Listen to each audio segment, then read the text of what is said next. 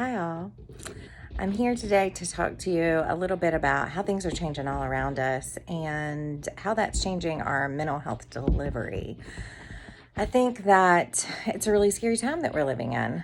I think our whole country, the whole world is being affected by this pandemic. And here, where I live in North Carolina, we're getting ready to go on a mandatory stay at home where much of the country is already there. But that's really scary, right? I think it makes us worry about the unknown, about our own health and wellness, the wellness of our family members and loved ones, our kids' education, they're not in school, our businesses, our finances, all of those things are big worries and can bring on big feelings. So the first thing I want to say is all those feelings are valid. You get to experience them because all that worry can bring on, worry, anger, fear. There also may be times that you're experiencing some hope or joy, peace, and that's okay. That can be confusing to have different feelings, but it's okay. And they're all valid, and you get to experience them because they're your truth. Sometimes those feelings might start to feel like overwhelm or panic. And that's also really normal too, because right now our basic needs are being threatened, right? So when there's a scarcity of resources, again, maybe finances, which contributes to our ability to get those resources or to our housing, all of those things are basic needs. And so our body's kind of going down into the survival mode. And that's what we need right now. So in terms of mental health, if you were in therapy before and you found yourself canceling your appointments and not being able to show up for sessions, that's okay. Canceling your appointment is okay because right now you are attending to your basic needs. And when you feel stable and ready, you'll be able to re-enter and start working on the same goals you were before. You're not losing ground, you're not doing things wrong, and you're not making your therapist mad. You're taking care of you, and that's what's important. And there's no timeline for this. We don't have a playbook, so no one can tell you, oh, by this date and time, you're going to feel better and you're going to want to re-engage in therapy. So there's no timeline, so no rush. You've just got to think about yourself and attend to your basic needs. And then when you're ready, you'll be able to re-engage. However, we might be still at home, right? And so then that presents the problem about going in for your sessions. But I'm going to talk about that in a little bit. Because other people, you might actually be feeling stable. Maybe you went ahead and sheltered in place long ago. You feel like you have enough resources. Your housing doesn't feel threatened.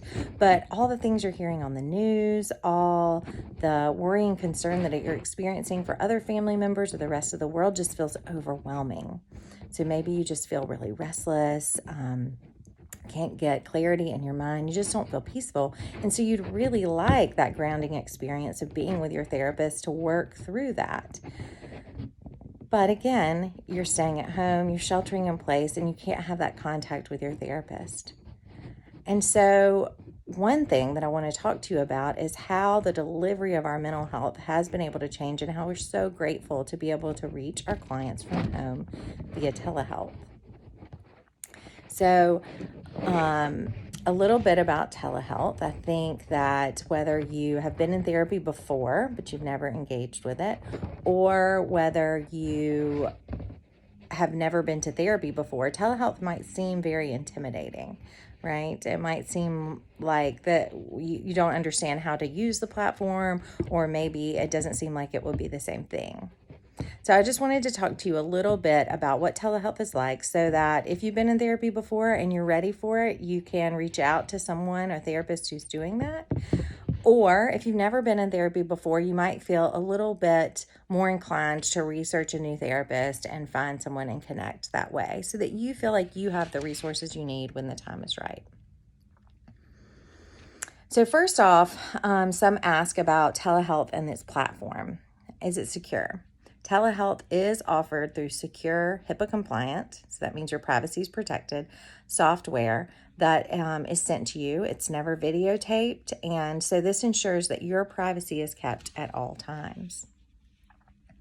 What happens when you make the first appointment, I think, is maybe different for every platform, but for us here, we use Simple Practice, and you either call and initiate an appointment over the phone, at which time that secure link is sent to you via email.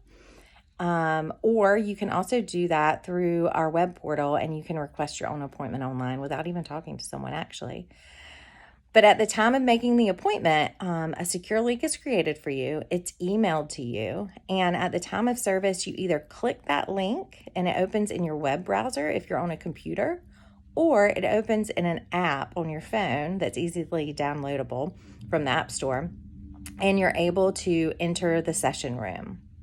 So the initiation of the appointment, pretty easy. You just call or you get on an online portal and you're able to make your appointment and your secure link is sent to you. So then what happens at the time of session? Well, right before the session, you do want to anticipate a couple things.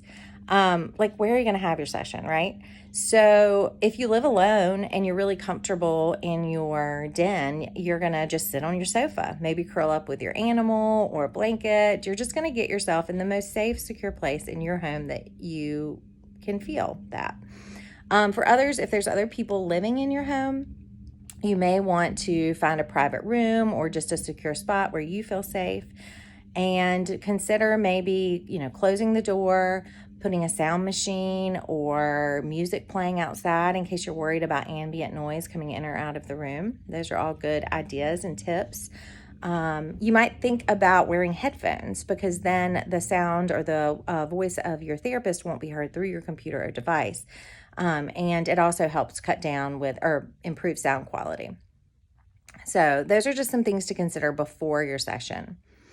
At the time of session, you're just going to click your link, you're going to open, and it depends on the platform, but for some, you're going to enter into a waiting area. For us on Simple Practice, you come into your own screen and it says waiting for participants, because you do want to realize that you might be waiting on your therapist for a few minutes, much as you would much as you would in your regular therapy office, right? So sometimes your therapist is finishing up with some task or the last client, and you might have to wait a few minutes.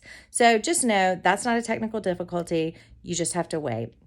So maybe consider what you're going to do during that time. Can you treat it like a waiting area? So maybe have a nice magazine that you don't normally get to read, or you have your phone where you get to scroll through if that's grounding for you, or practice some grounding exercises. Looking around for the things that you can see and feel and smell, finding textures, just becoming really present so that you're ready for therapy when your therapist gets there. Once the therapist enters the office, the virtual office, it's much like you have regular therapy. I would encourage you in that first telehealth session to talk to your therapist about any kind of reservations or concerns you have. If they're around privacy, if they're around safety, if they're around, will this be effective? Is it going to be the same? What are we going to work on? I would ask all those things, because once you're transparent and get those out in the open, you guys are really able to move on to the real work that you want to get done.